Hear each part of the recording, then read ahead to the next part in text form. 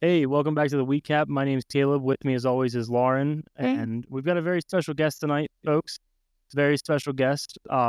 Before we get into it, I'd be remiss if I didn't talk about how important today is in our country and talk about how today could change the rest of our lives, because with us is Brian Ruppert from Reviewing History Pod. It could change the rest of our lives, the rest of the country. I agree. It's a truly monumental day for America. And when I think of what America was founded on, it's the principle that a fat Jewish guy who's an F-tier guy on one of the most popular podcasts will go and do another podcast.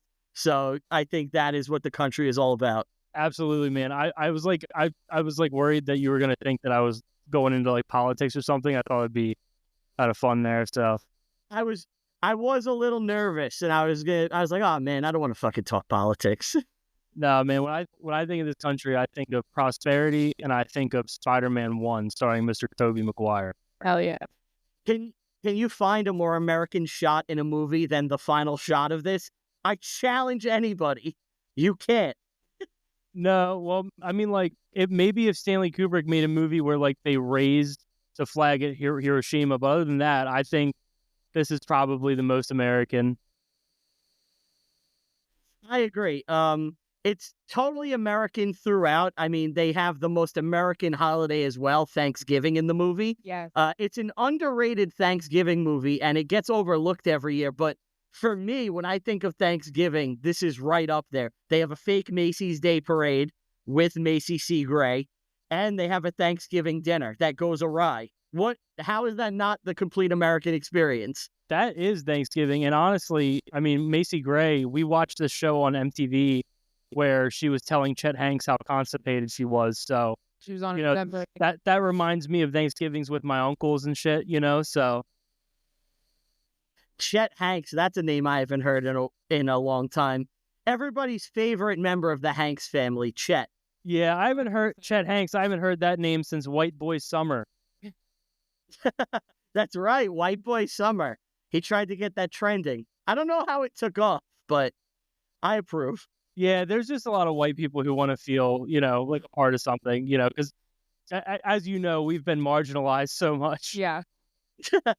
It's tough out here for a white guy, So Yeah. It's about time someone stood up and we had White Boy Summer. It's to the point where you almost have to be bitten by a radioactive spider to be a special white guy. Do you want to land Mary Jane or not? That's the question. Do you want to be a dork or do you want the hot redhead? Well, I mean, before we get into it, I mean, I know you're a fan of because I listened to Reviewing History. I know you're a fan of the cinematographer.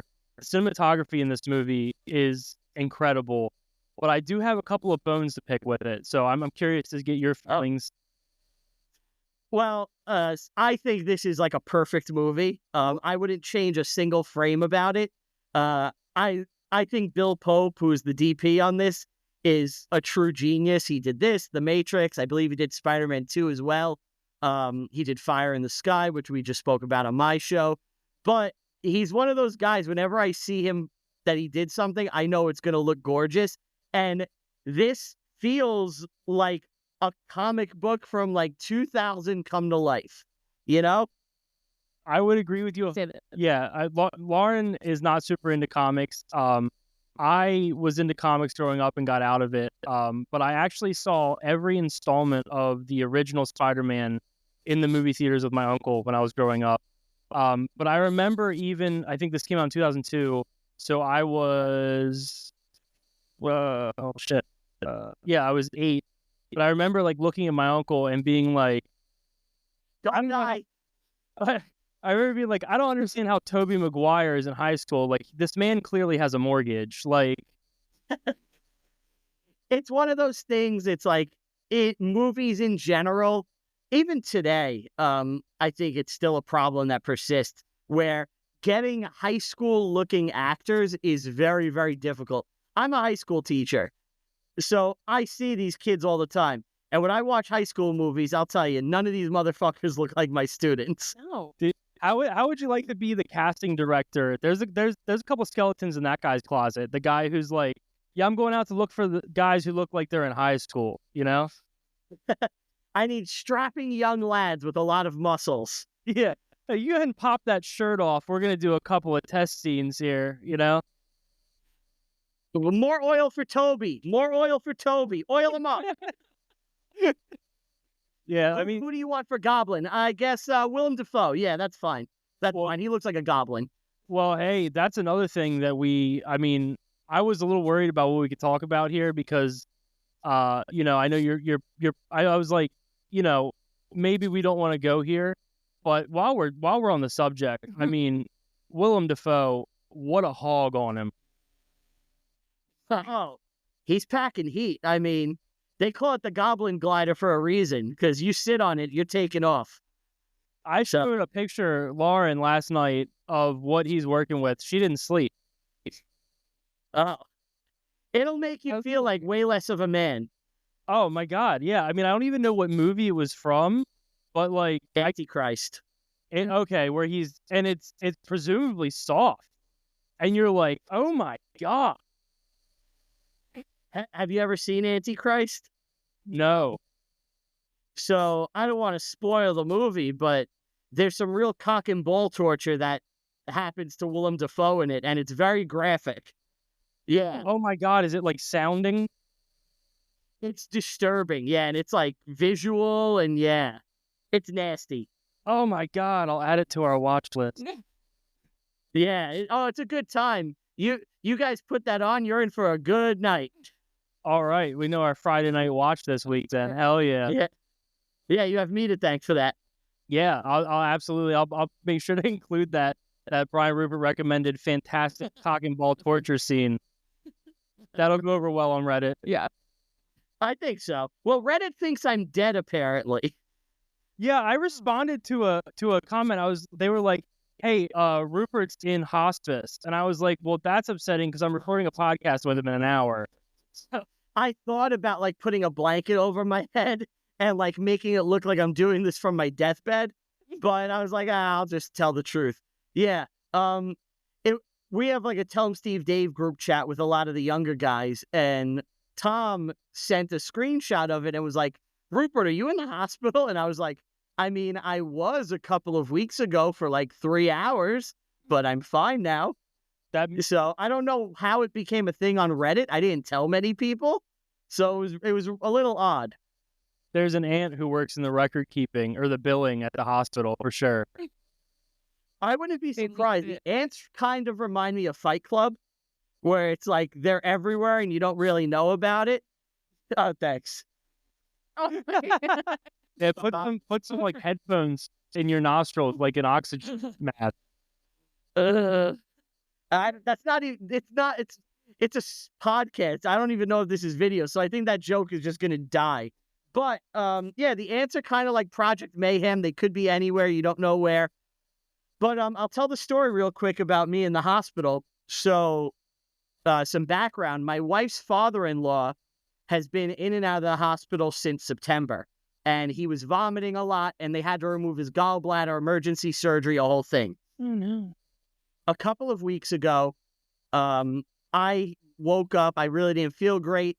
I had a bit of a migraine.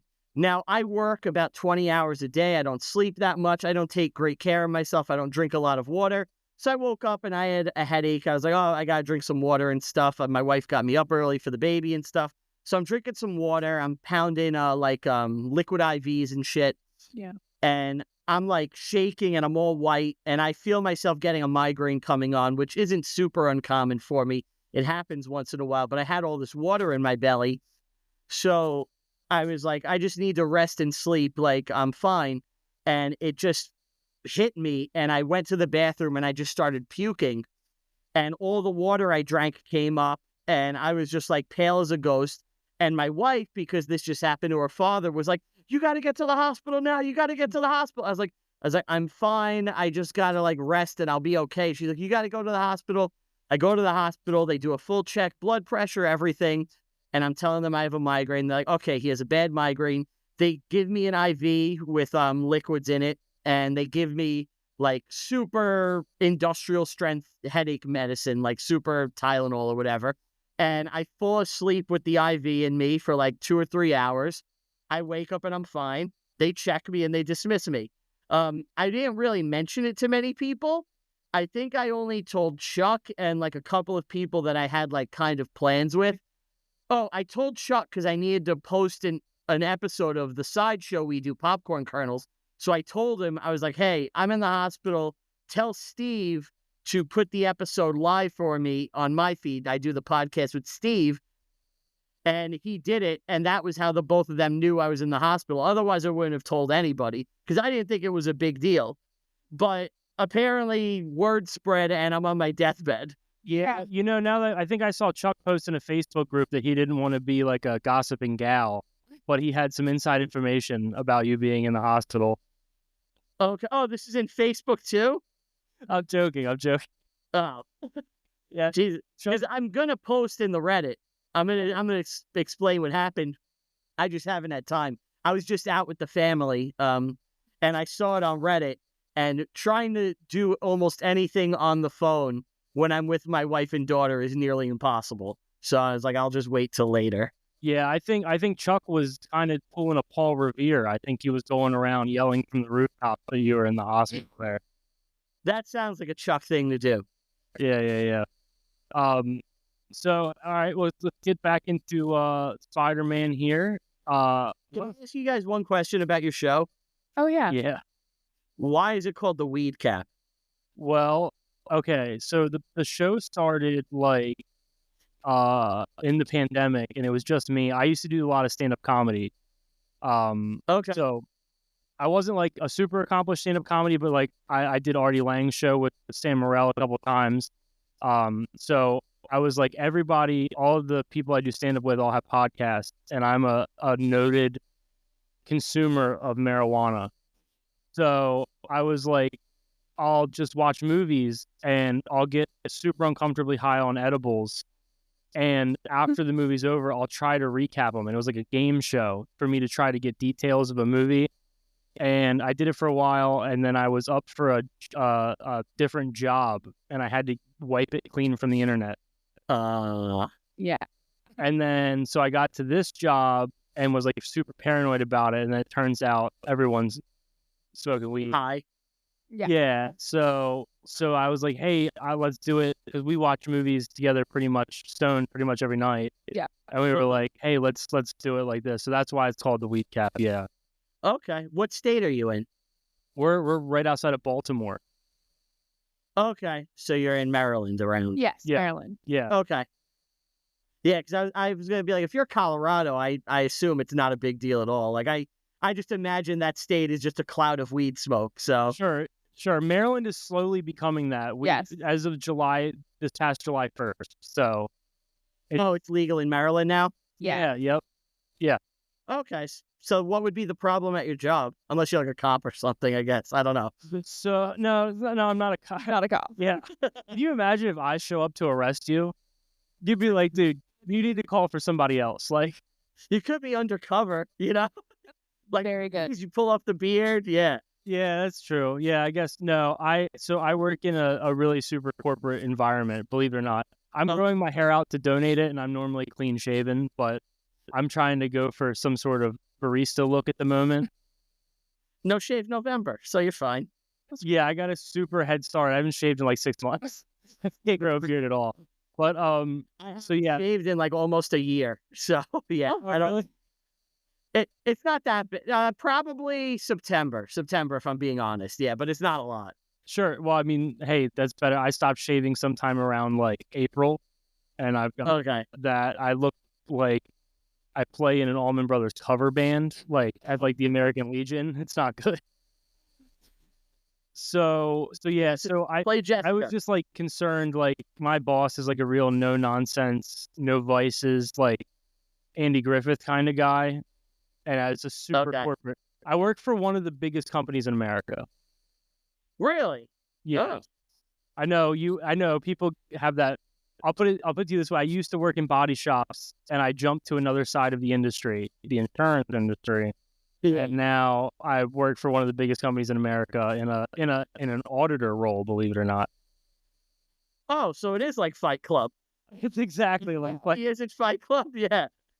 Yeah. Yeah. So that's what I do. Lauren works in a super blue collar industry. Like, they don't care. She's an office manager. So her job, they see me roll up to the Christmas party and they're like, "What are you holding?" Yeah. You know? What have you got for us? Yeah. Is this like going to be a long night, or are we going to sleep early? They want to know what I'm holding, you know? But you're the fun guy. I get it. Yeah. I'm the fun guy, except at work, I have to be like, I took a look at that spreadsheet and I couldn't help but notice you missed 2 decimal. You know, it's just ridiculous. Also, but that's very Peter Parker of you, though. Yeah. I didn't want to bring that comparison to myself because, like, you know, the hubris attached to it. Yeah. I'm not going to lie to you. The whole time I was watching Spider-Man last night, I was like, this is pretty much me. Yeah. I'm sure you were like, no one expects that Peter Parker's Spider-Man. I'm in my office. Everyone thinks I'm one of them, but I'm not. I'm actually like high all the time when I'm not here. That's right. I get in the car and I'm like, well, another day in the books. Yeah. No, I mean, kind of like putting on the Spidey mask. It's a Bong mask. Yeah. Yeah. Awesome. I love hearing that. Yeah, it's awesome. And like, so like for my job, I drive around all day and I just listen to podcasts. I mean, it drives her fucking insane. Like, I come home and I'm like, oh, listen to this podcast. So like today I did a reviewing history binge and I was, oh man, I'm sorry to hear that. No, it was cool, dude. It was like a weird feeling, like, you know, like because I haven't done stand up in a long time. Kind of like gave like, you know, just hate being out late and stuff. I like to stay home and watch movies. Yeah, it's hard. Yeah. So I was like, you know, I haven't felt this since like it was kind of cool to be like, oh, tonight I'm recording a podcast with this dude talking. It was pretty cool. That's fun. Thank you. I'm happy to do this. Yeah, man, I appreciate it. And you don't partake being a teacher, right? Well, if I wanted to. I mean, I teach in New York and I live in New Jersey, but I'm just a straight edge guy. I don't drink, I don't smoke, so I don't do anything. No, I don't like alcohol. Yeah, I'm very late. This is not alcoholic eggnog that I specifically picked up for the Thanksgiving episode of the weekend. It looks like a glass of cum, if I'm being honest. Yeah. I made it myself. Yeah. I've been homemade. Several Tobey Maguire sessions last night. I was up all night and you were slinging webs. Yeah, I don't like that it leaves the, you know, like the jizz mopper residue on the side of the glass, you know. That's cool. It's cool that you don't drink or smoke, though. Yeah. Yeah, it's just, I don't care if people do it. It doesn't affect me at all. I mean, it's just, I like to have my wits about me, and, you know, that's just my preference. I have other vices. I like to gamble, and I like to eat the worst foods imaginable. So that's my thing. Now you're talking my language. You're talking sport gambling or casino gambling? Name it. Oh, a man after my heart. If me and you saw 2 turtles crossing the street, I'd start placing bets with you on which turtle's going to win. You're a fucking regular Michael Jordan. Oh, yeah. When I heard all that shit about Jordan being so uber competitive, I saw myself in there. I think I've told this story before on my podcast, but I'll tell you guys. I was with some girl, an ex-girlfriend, and we were at a carnival, and I was doing sales for for the MMA Expo, and I just sold this big booth package, and I made like a decent amount of money. And we're in the festival, like this carnival, and there's a game, and you can win a PlayStation, I want to say 3 at the time, maybe 4. It would have been early. And I spent all of the money I earned trying to win this thing from a carny. And it's just that competitive thing where it's like, I don't want to lose. I'm going to fucking do what I have to win. And even though, like, I can acknowledge this is rigged at a certain point, I have that thing in me where it's like, I just got to keep going. And I lost almost $1,000 to a carny. $1,000? I could have just bought a PlayStation 4. I lost almost $1,000.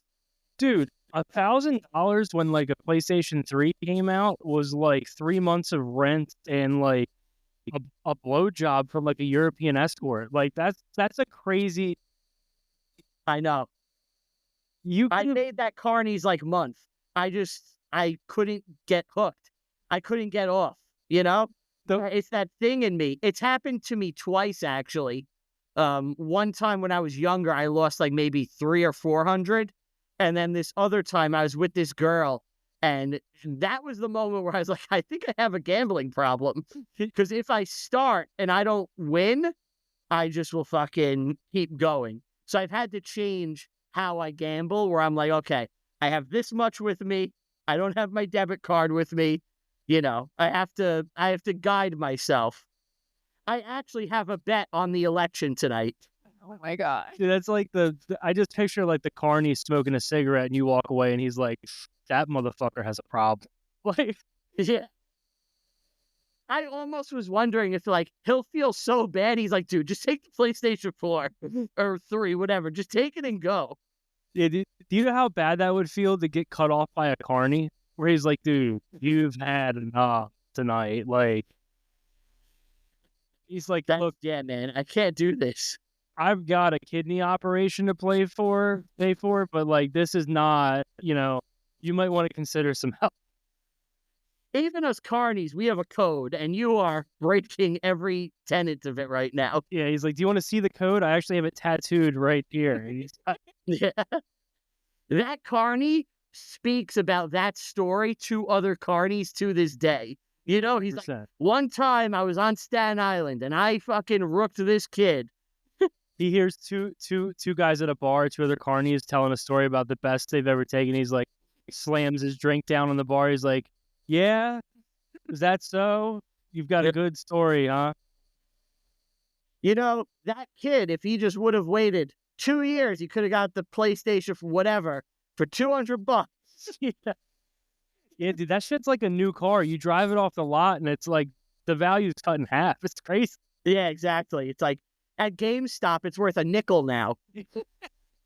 True. Yeah, for sure. Oh shit. All right. Well, I guess so. Part of so like we don't typically have to stay on topic because like the description of the podcast is literally we get stoned and struggle to stay on topic while talking about a movie, so we can just talk about whatever. Yeah. But I'm cool with Spider-Man. Whatever you want to talk about. I'd be remiss if I didn't speak about how absolutely stunning Manhattan is in this movie. I mean, right after 9/11, you can almost feel the city healing. What did I tell you? I said this movie healed us as a nation. The movie, and I'm a native New Yorker. I grew up I was born in Brooklyn, but I basically was raised in Staten Island. I spent my whole life there. So it was a big deal. I mean, Spider-Man is the New York superhero. I think he's easily the most identifiable character with all of New York in all of fiction, personally. So when the movie came out, it was a big deal. I remember the first trailer for the movie. If you guys haven't seen it, if you forgot about this, when the first trailer came out, the Twin Towers, there's this action sequence which was supposed to be in the middle of the movie, and they have parts of it in the trailer where Spider-Man catches this helicopter in a giant web between the Twin Towers, and it was so fucking cool. Then 9/11 happens, and they cut it from the movie. And I think that's why they reworked the end of the movie, too, to have that that scene where New York comes together to save Spider-Man. You're trying to mess with a guy trying to save a bunch of kids? You mess with one of us, you mess with all of us. We're from New York, with the worst New York accents ever, so fake. Yeah. He's like, go Jets. Yeah. I personally, I mean, I don't want to paint with a broad brush or anything like that, but I think that maybe that sequence being cut out of Spider-Man was maybe the worst part of 9/11. I would definitely say so. As a Spider-Man fan, yeah. And I think it's a shame that, look, I understand you can't release that in the movie right after, obviously, but it's been 23 years. We know it exists. Why not put it back in now so people can see it, you know? Yeah. I think people put it on a DVD, the only people that are going to buy it actually give a fuck enough to buy a physical disc. Let us see it. Enough time has passed. I think it's reasonable. People understand. Like there's that Simpsons episode that they took off the air too for years because of the Twin Towers. And now it's back in rotation. I think people understand. Yeah, enough time has passed where like honestly, the amount of people that I interact with in my job that I thought, like I was young for 9/11, but like I vividly remember it. You vividly remember it. Oh yeah. Yeah, and like I talk to these people, and some of them work above me, and they're younger than me, and I'm like, yeah, dude, 9/11. They're like, yeah, I've always heard about that. Like how I think of Pearl Harbor. Like it's fucking insane. It's weird. It's like I'm a teacher in New York, and in my part of my class, I show the first Spider-Man because it's a film history class. So I start with like silent movies, and I get all the way up to Endgame, right? So when I'm talking about a superhero movie start to take over, I always show the first X-Men movie, and I show Spider-Man 1. And when I'm talking about Spider-Man 1, I always mention 9/11 and how it kind of reflects what's happening in the country at that time. Because, you have America United and all this stuff. And really, our movies change after 9/11. If you think of the way action heroes are in movies before 9/11, your heroes in the movies are like doctors, archaeologists. They're kind of nerdy guys that get into situations that are too big for them and they handle them. Even Arnold in Total Recall, he's a construction worker. After 9/11, every action hero, ex-Marine, ex-military, special forces, they were CIA. And it completely changed the way we look at like our heroes in movies. And that's why you have the rise of superhero movies too, because we're a nation that is facing this thing, this horrible event. And we started making heroes for ourselves that were larger than life, bigger, and we had the technology for it. And it's reflected in all the movies that have come out the past 20 years. So I tell that to my students too. And they go, what's 9/11? And I'm like, okay, I'll explain. And I tell them what 9/11 is. And I was like, it was my third day of high school. And, we didn't know what was happening. There wasn't the internet. And I tell them the whole thing. It's like hearing about JFK or Pearl Harbor. That's really what it's like for them. Yeah. Yeah, it's insane, man. I remember I was in first grade. You were in... I was in third. You must have been in second grade. I must have... Well, that's the side effect of marijuana, Lauren. Yeah. Yeah, I remember it was pretty crazy. And I remember everybody's parents come pick them up. My grandparents, like, were like so far away.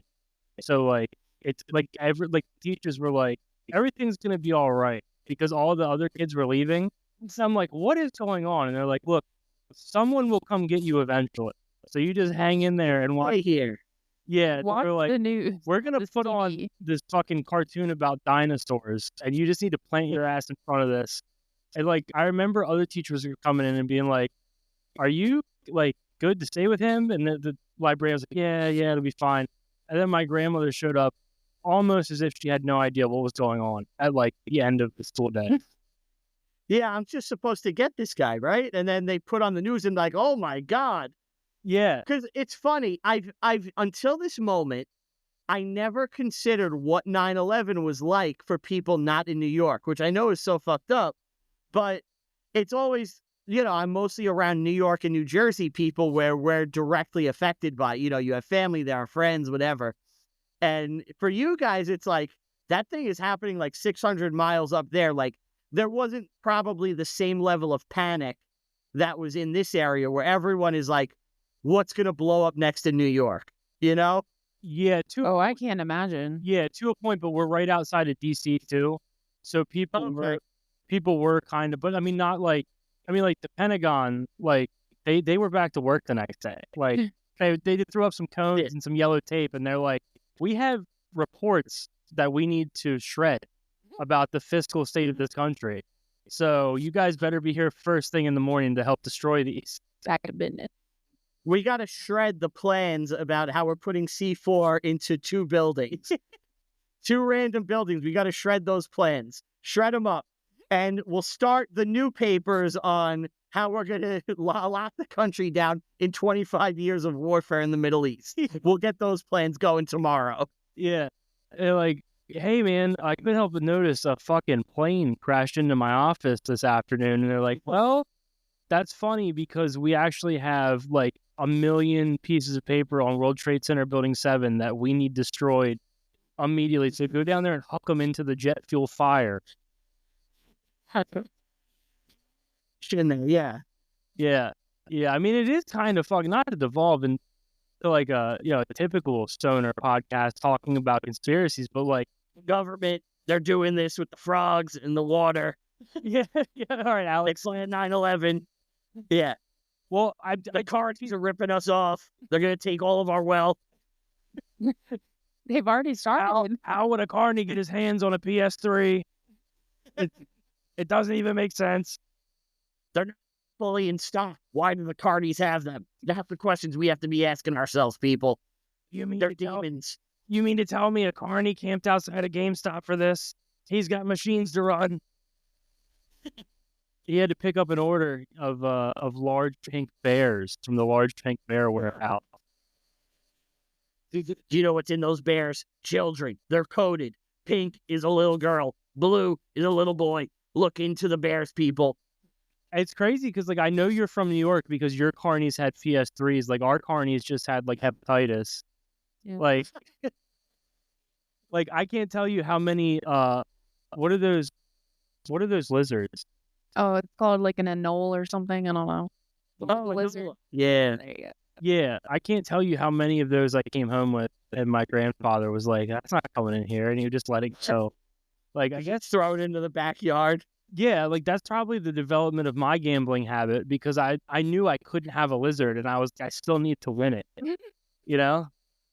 Yeah, the thrill of winning is greater than almost anything else. When you just feel victory, because it's like, if you think about it, thousands of years ago, our ancestors are out there like fighting some battles for survival, trying to win. We're alive, so I'm presuming our ancestors won battles, but that was the victory, right? And now it's like, I threw a fucking dart into a balloon and I am on top of the fucking world right now. Oh yeah.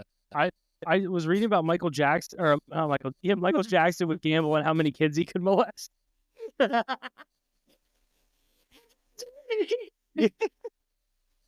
Oh my God.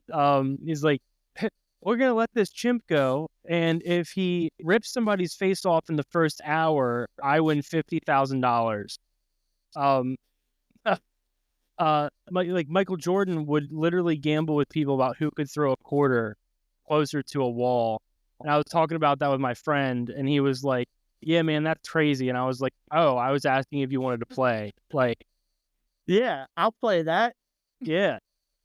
I love that. When you watch the Michael Jordan documentary, I didn't watch the full thing. I'm not a basketball fan, really. But the one part I did see was there's this old white dude who was like a guard for the Bulls. And every day, Jordan would play him in this coin toss game over like who could get the coin closer to the door. And this was the only guy in anything to just constantly dominate Jordan.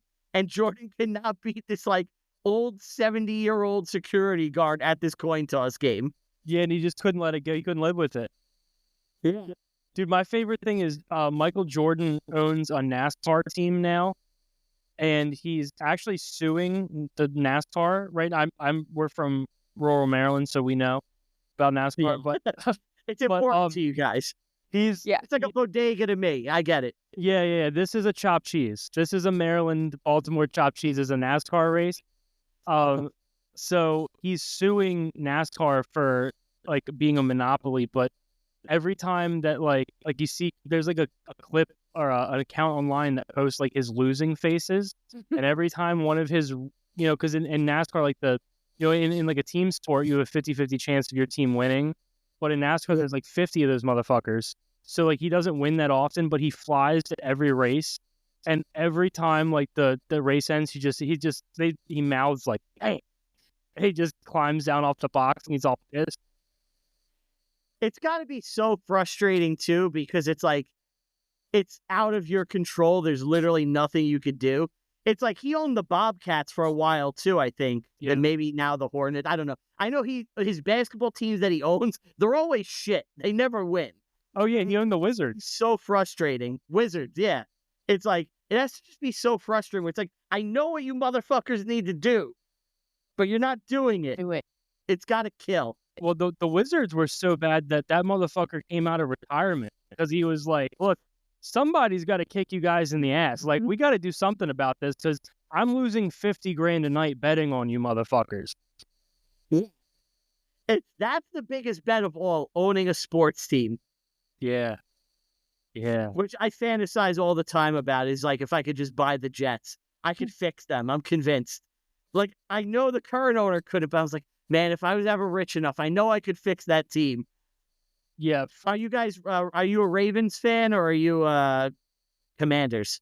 So she is a Ravens fan. Her whole family are Ravens fans. I am actually, believe it or not, a lifelong, diehard, don't miss a game Detroit Lions fan. Yep. Really? Okay, so you're having a good season. It's just getting good for me because when we've been together for 10 years and I was actually bald when we met, but my hair's coming back. Finally. Nature is healing.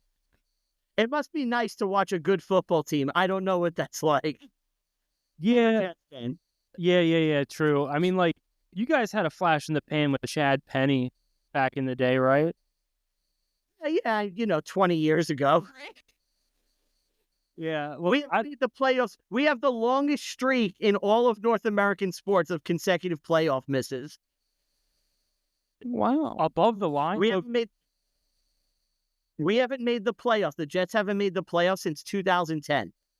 This year will be 14 years. Oh, yeah, because the Lions made it to the wild card round in 2014 and we lost to the Cowboys. And you were in the playoffs last year, too. Oh, yeah, but I mean before that. Yeah. Oh, before that. Yeah. I gotta tell you, I'm sorry for your suffering, but it feels so good to finally be a fan of a football team that like other fan bases are like, because all growing up, I would tell people I was a Lions fan. They'd be bitching about their teams. So I'm like, yeah, well, I like the Lions. And people are like, oh, never mind. Like, I don't have it that bad. So. I was always jealous of the Lions, believe it or not, even as a Jets fan, because this is what the Lions did that the Jets didn't do. When the Lions sucked, they really sucked. And they made sure that they got the number 1 pick. Yeah, no. It's like the Jets are just perpetually 6-10, 7-10. They're just mediocre. Or like there was that year where we won 2 games the whole year and it fucked us out of getting Trevor Lawrence. And it's like, maybe he wouldn't have been something. But to me, there's 2 spots I want to be in football. I either want to win the Super Bowl or I want the number 1 overall pick. Anything in between is no good for me. So it's like, I'm jealous that the Lions got number 1 picks. Fair enough. The Jets would have been a great fit for Trevor Lawrence, though, because he looks so much like Carmelo Soprano. Like, that would have been a match made in heaven. Like, Get her to the games, maybe have her play a quarter or 2. Yeah. She'd probably play just as well, to be honest. She'd probably throw less picks. He couldn't be any worse than Rodgers, so. Which is surprising, because I'm such an Aaron Rodgers. Dude, you can ask Lauren last year when he ran out with the American flag.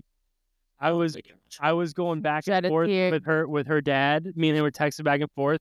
And me and him both were like, I don't feel like I should be admitting this to you, but I'm crying right now. And I sat down and we ordered out. I had wings and it timed it all perfect, which never happens. It came right as it was about to happen. I sat down and he tore his fucking Achilles. And like, I looked over to ask her if she could hand me blue cheese. And I look back and he's on the ground holding his ankle. And I'm like, it's got to be nothing. And then they were like, yeah, he's going to the locker room. And I was like, oh, this isn't good. This sucks. So I'm a diehard Jets fan. I never miss a game. They dominate my life from September to December, no matter how bad it gets. My daughter was born in May. So that football season, we get Aaron Rodgers. For the first time in my life, I was like, we're winning the Super Bowl. We're going to fucking do it. It's finally happening. Game 1, I bought my daughter. She has a full Jets cheerleader outfit. I'm like, this is it. I'm going to share this moment with my daughter. It's Monday Night Football, first game of the year. I put her on my lap, and I'm like, this is the Jets, baby. And I'm sitting there. We have food in front of us. 4 plays, he goes down. The second he got hit, I said, he's out for the season. I said it to my daughter, and she doesn't know what the fuck's going on. And when I saw him fall on his butt, I was like, yup, it's done. And I put her to bed. I said, have a good night. You're done. I was like, I'm sparing you this.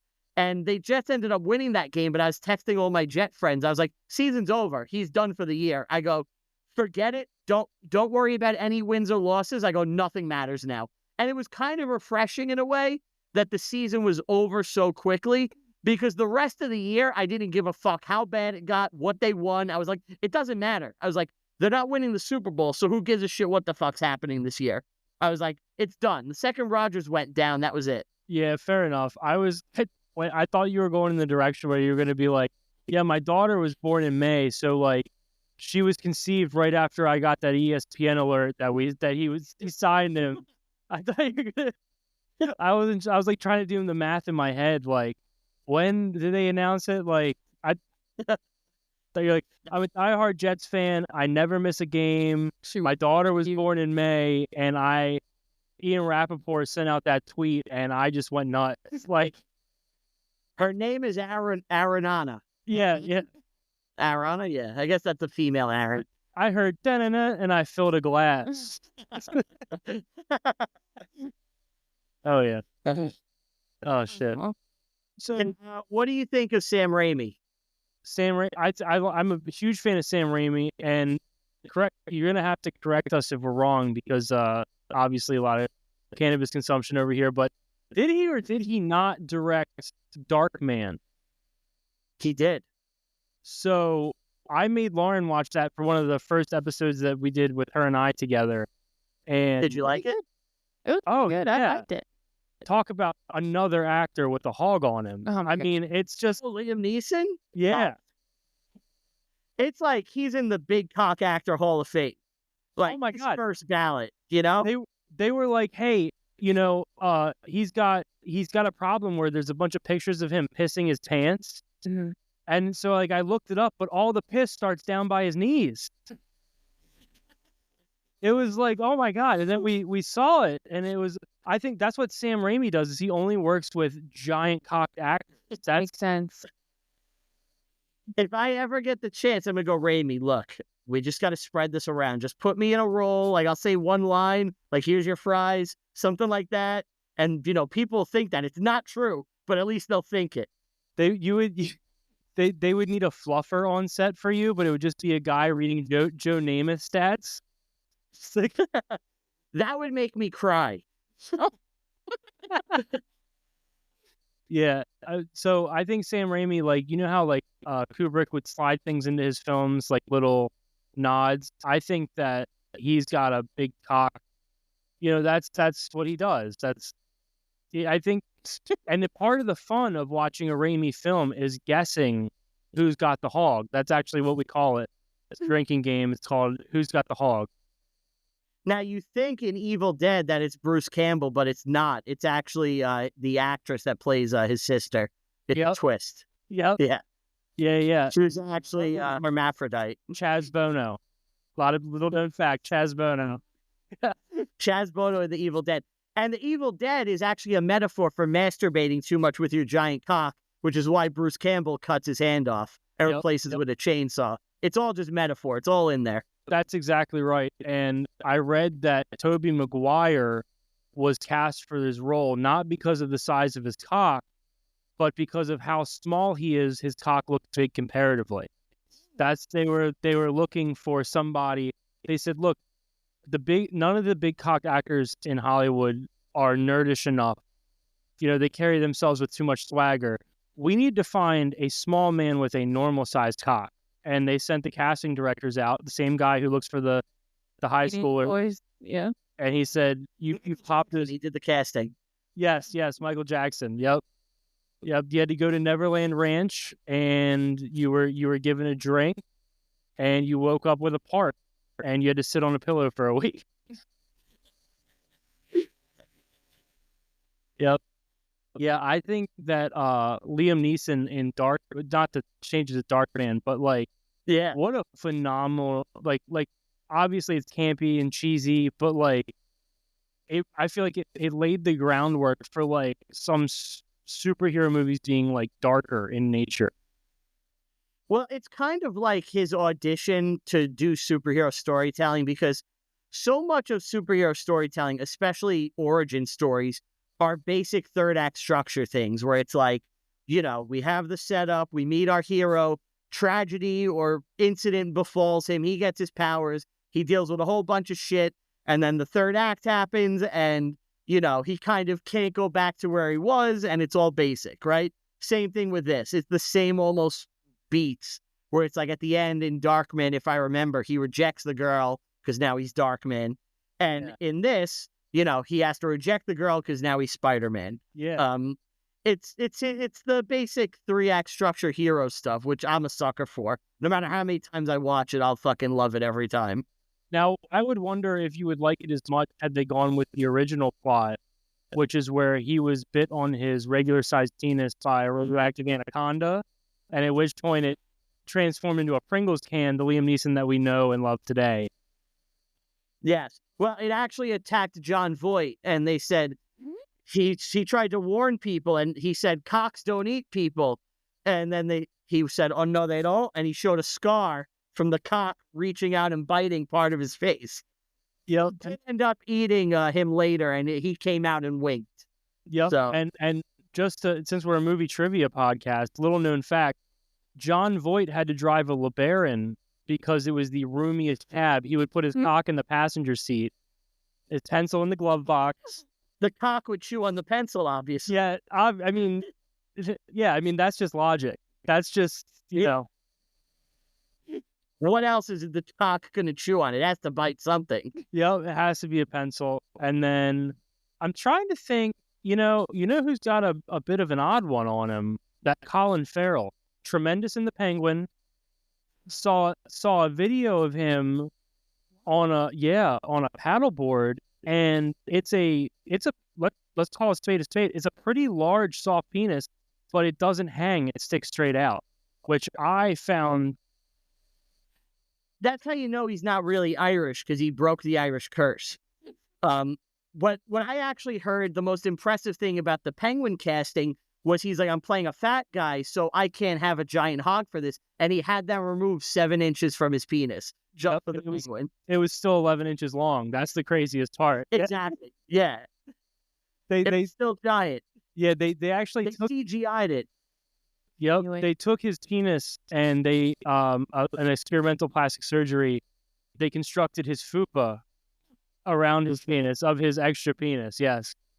And then I gotta tell you, this pains me to say because I'm a huge fan. Justin Long, I saw some photos of him on a paddleboard. What is it with these fucking these fucking hogged up actors on paddleboards? If they think that they can, use it as a propeller if they're in the right position, and it doesn't go that well.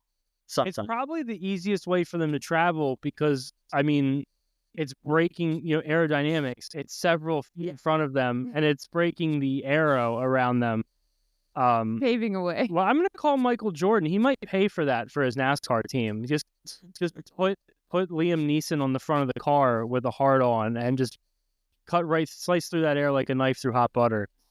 Not just that. If you think about it, if you're nose and nose, if you get Liam Neeson erect, now those couple of inches, you're winning. You're a lap ahead. You're winning the race. Yeah. Exactly. Ahead. I like that.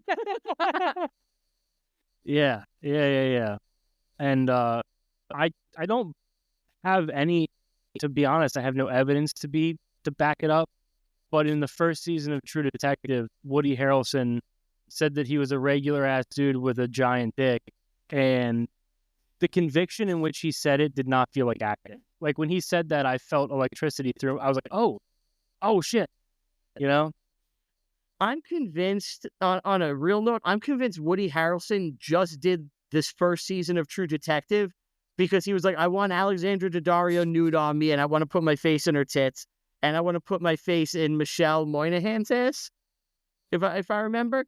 And it's like, yeah, Woody Harrelson was just like, yeah, I'm just going to have hot naked chicks on me all season. So that's my role in this.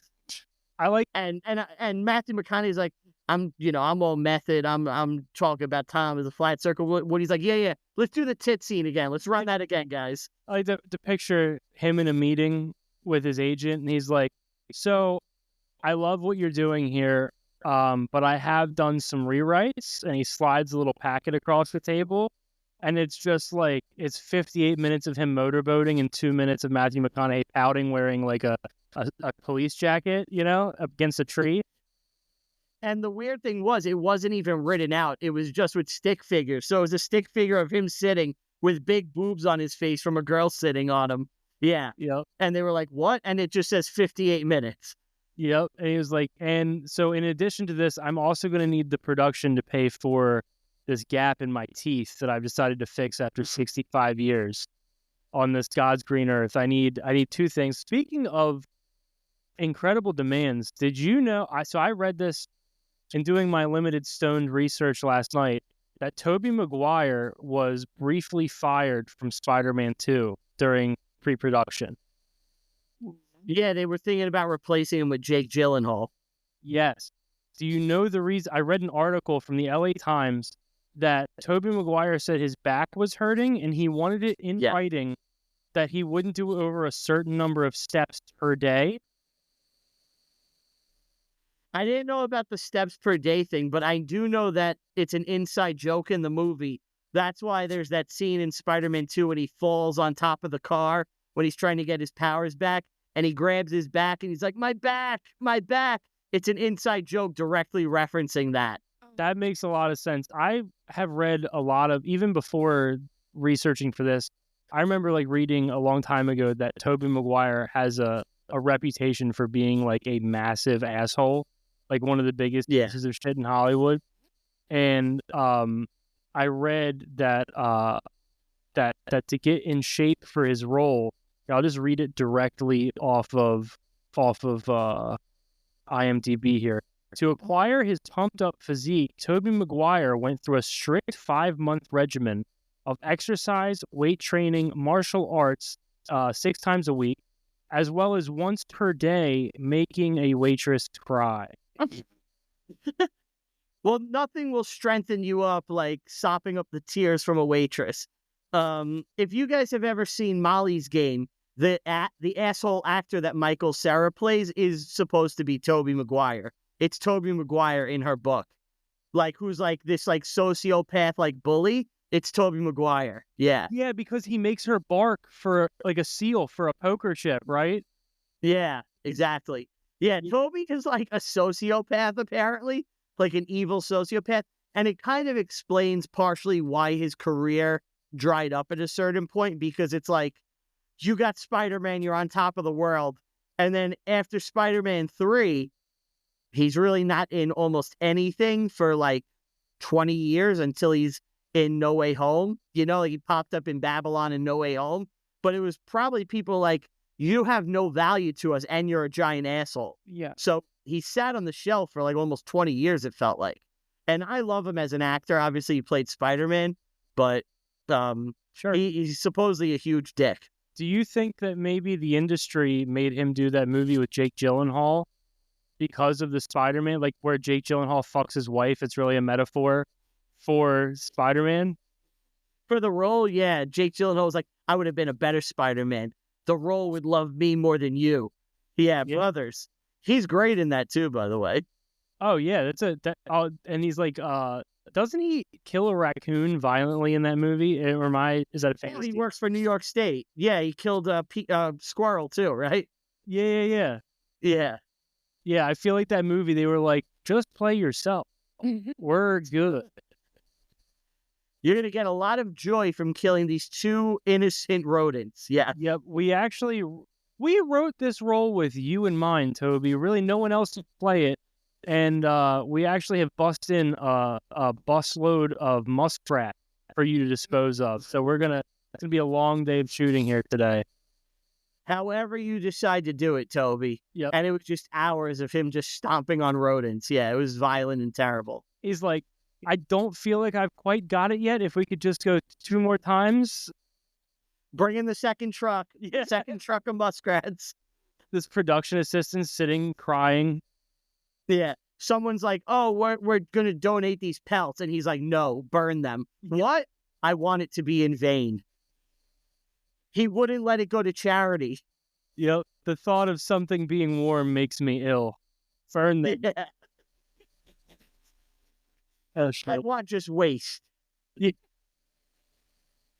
He's like, they call cut, and he immediately starts going over and cutting up straws. And they're like, what are you doing? He's like, I'm going to the beach later. Throw him in the ocean. I want to take out some turtles. Yeah. He's taking 6 packs of beer and just pulling the cans out and saving all the rings.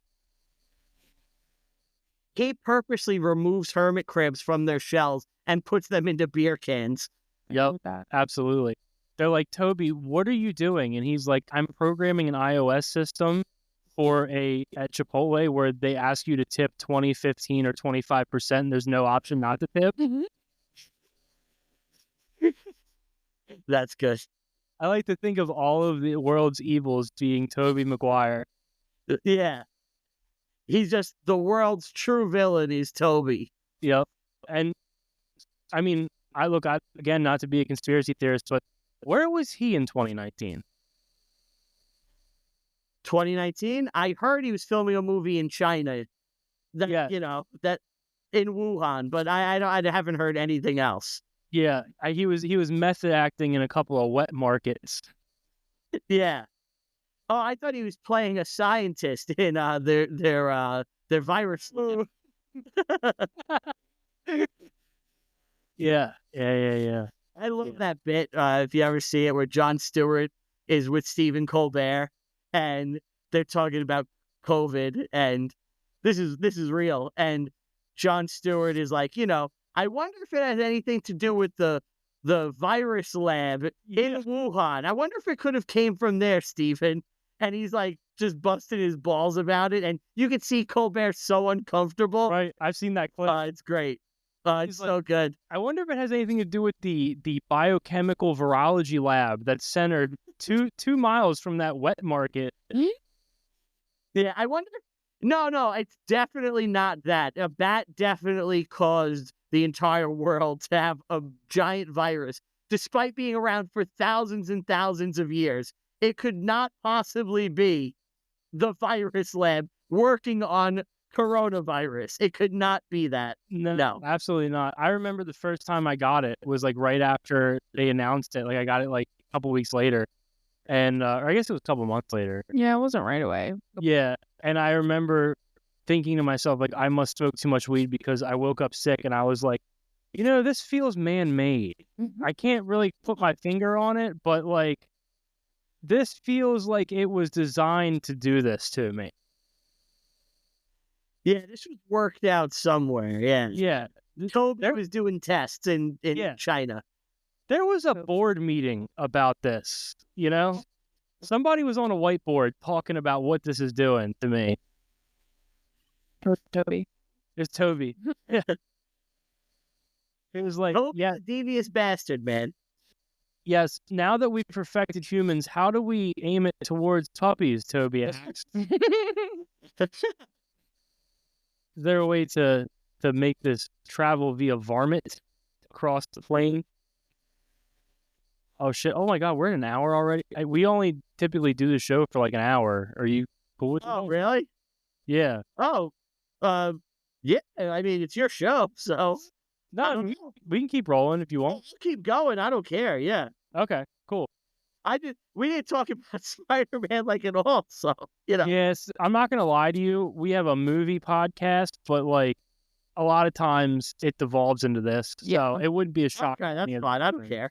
I mean, what else is there to say about Spider-Man? It's like a perfect movie, superhero shit, A perfect. So this is your Jingle All the Way. I feel as though Jingle All the Way is my perfect.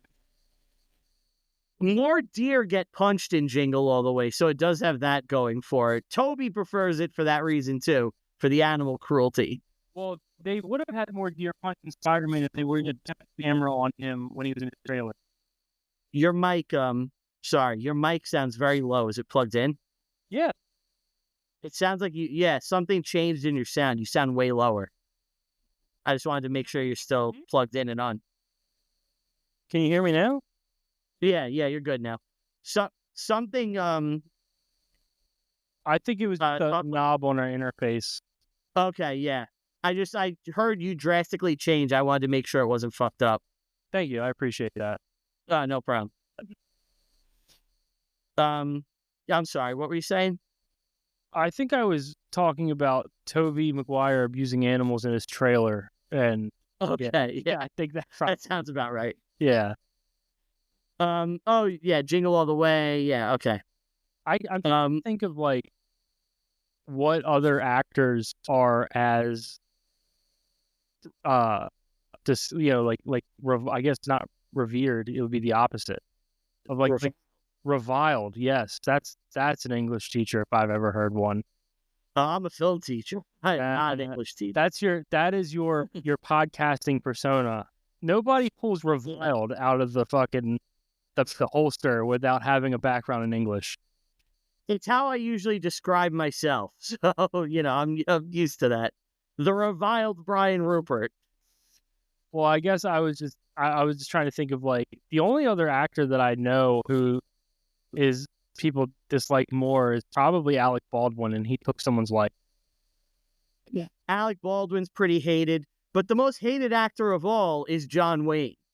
People hate John Wayne now because of things he said, 70 years ago. The guy's been dead for 50 years, but like, you'll just see all the time on like film Twitter and things like that. People like, fuck John Wayne. He had outdated political views and thoughts. And it's like, the guy was like already 70 years old in like 1970. What do you expect? Right. I did hear that he was like instrumental in the planning of the railroads of this country. So that's connecting some dots for me personally. I want some Chinamen, and I want them paid low wages. Well, yeah, I want, what we really need here is just some Oriental men to really, I hear that it's almost instinctual for them to swing a hammer. Their little dainty hands get in places the white man's hand can't quite get to. Jesus Christ.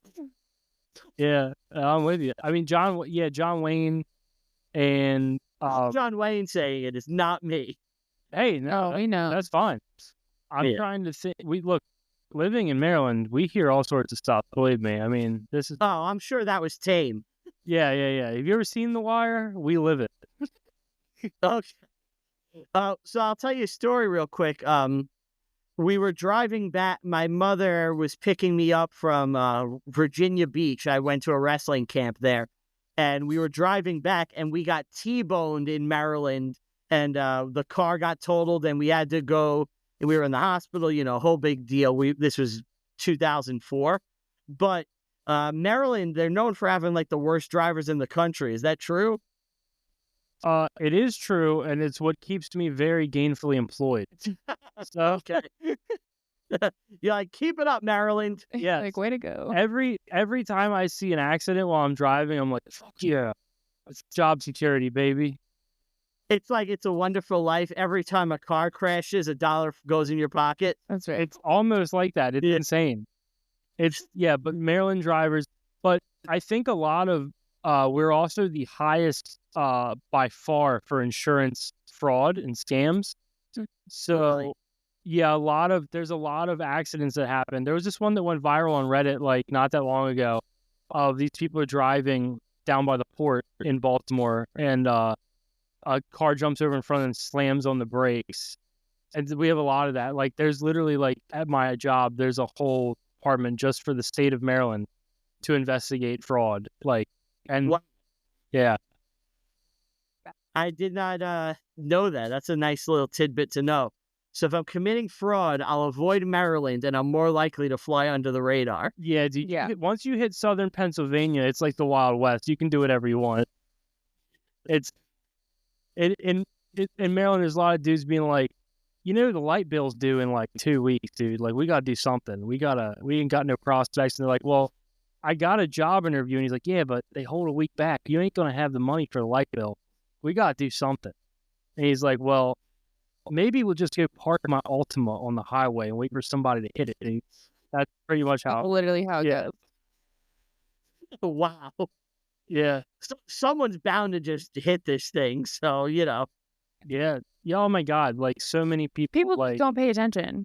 Yeah. Dude, I got rear-ended 2 months ago. No, I'm sorry. 2 years ago. Yeah. Right before Christmas. A cop rear-ended me. Literally. Dude, a cop who, by the way, has his own Wikipedia page. I'll send it to you.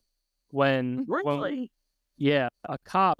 I'm in Hunt Valley, Maryland, going to work 7:15 in the morning. I stop at a stoplight to make a right-hand turn, and I get like absolutely blasted in the ass by a cop in a Dodge Ram. He was going like 45 miles per hour. Okay. Didn't even stop. Never hit the brakes. Obliterated my poor Kia Soul. Ooh, a Kia Soul too. The gayest of cars. It's a 6-speed base model. I'm pretty much Vin Diesel.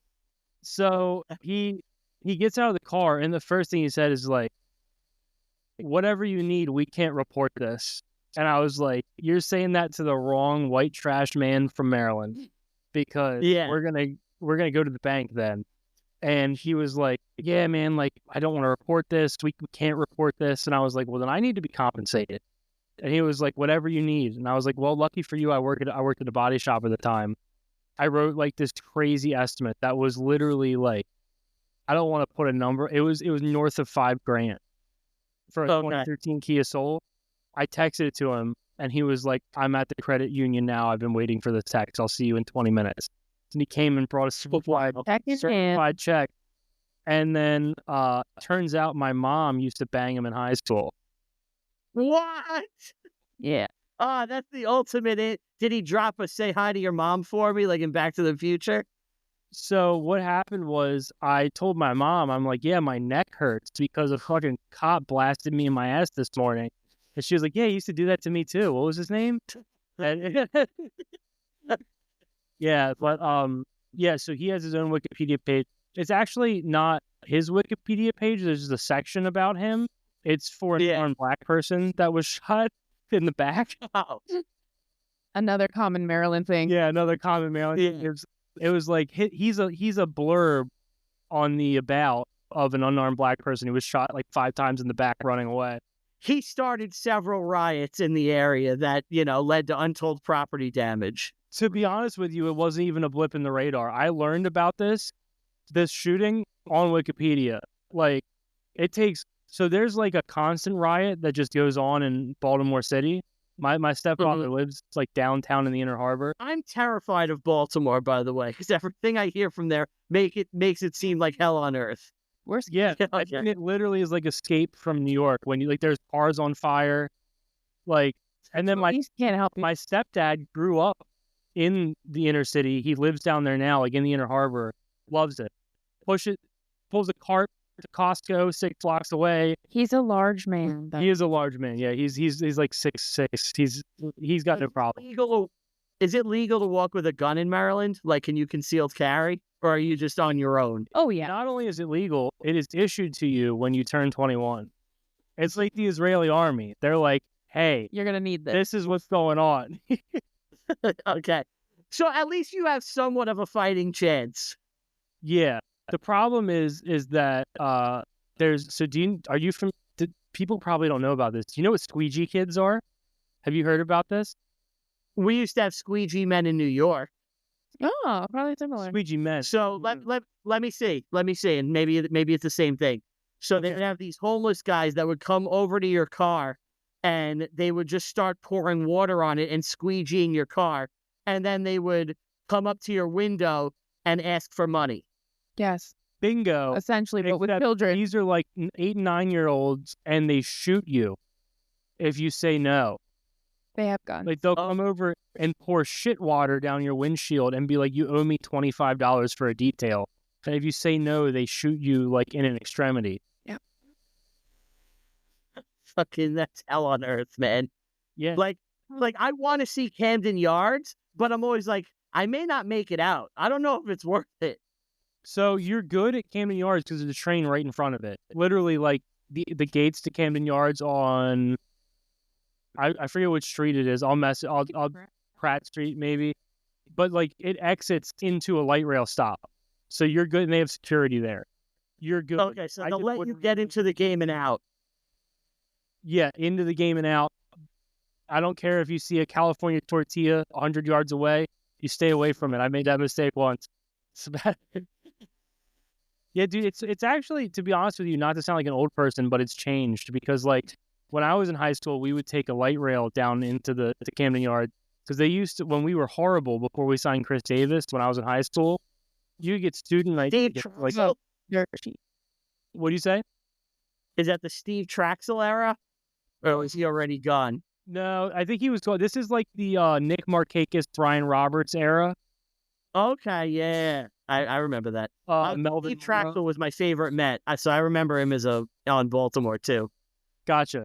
Yeah, so you could get like student night tickets for like literally $6. So we used to get obliterated drunk off of water bottle vodka, and I would wear like an orange man suit and everything. Like, but you know, nowadays I would never do that. Like they just. It's gotten really. They actually closed the mall in the Inner Harbor. What? Did you get kicked out of Camden Yards? I did get kicked out. I'm technically, now that they got this. He's allowed back. I was kicked out of Camden Yards pre-facial recognition software for being belligerent and drunk. I was 19. I mean. Oh, you're fine. You look completely different. That's the craziest thing. The glove off Mookie Betts. So I'm sure you're fine. Yeah. They don't even, there's actually at Camden Yards, they don't let the players get near because they're losing watches left and right. So they got a netting, corrective netting there. That's funny. Yeah, they just whoop. Yep, right off. Fucking Adam Jones goes to catch a ball against the barrier and he's like, "Where's my wallet? What the fuck?" Who's that young kid you guys got? He was fucking the hot young thing this year. Holiday? Is that his name? We have Gunnar Henderson, and he was like the young kid that just came up this year. His father was a player, I think. Adley Richmond. Yeah. And they sent him back down, and then he came up and started hitting bombs. Yeah. I'm a Mets fan, so I'm a Yankee hater. So I'm rooting for Baltimore, the Red Sox, the Blue Jays, anyone that's going to stop the Yankees, I'm for. So I'm pulling for you guys. Hell yeah, we appreciate it. We need all the help we can get because it's still, even though we have all this talent, it's just not. It's rough out there. The problem is they have to live in Baltimore, and you'd be surprised what fearing for your life 24/7 does to the human psyche. Yeah. People look at a contract, they're like, well, $20 million to play in Baltimore and fear for my life every day, or I could play in New York and live in a suburb and make $50 million. That's exactly right. And, they look at a $20 million Baltimore contract and they're like, well, Uncle Sam's taking half and then half is going to personal security outside of my door so they don't kick it in and take everything I have. Because they fucking kidnapped Cal Ripken's mom. Do you remember that? No, I didn't hear that. They kidnapped Cal Ripken's mom? When Cal Ripken played for the Orioles, he lived in Hunt Valley, which is where I used to work, where I was rear-ended by that cop. He lived in a very nice mansion, a gated mansion. People waited for his mom to come out of the gates. She lived with him. They put her in the back of a car and drove her around for like 72 hours. They kidnapped her, and then they just dropped her back off at the gate. And they were like, yeah, they were letting me smoke. They were getting me food. And like they never paid him or anything. Really? So they just kidnapped her for 72 hours to hang out with his mom? Yeah. I think Kevin Costner did that with Cal Ripken's wife. I've heard that. The crazy thing, my grandfather was on the Baltimore County Police Department. He was in the high up in the intelligence division, which is where they were violating people's rights before people cared about that. And he told me that not Kevin Costner, but that the night the lights went out in Camden Yards, and my grandfather, Lauren knows him, is not a bullshitter. He's a very straightforward man. Oh yeah. Is that they had Cal Ripken arrested for beating the shit out of his wife. Really? So here's the other thing. Her uncle was like the SWAT team negotiator for Baltimore County. I mentioned this to him at Thanksgiving a couple years ago, thinking that he was going to be like, "Oh, I never heard that." He was like, "Oh yeah, Cal Ripken beat the shit out of his wife to turn the electricity off to preserve the street." What? Yeah. Is that before or after Costner banged her? It has to be after. No, yes, before. I'm guessing it was shortly, like a couple hours after, probably. Yeah, because I've always heard the streak ended because Cal Ripken went back because he couldn't come to the game because he found out Costner was banging his wife.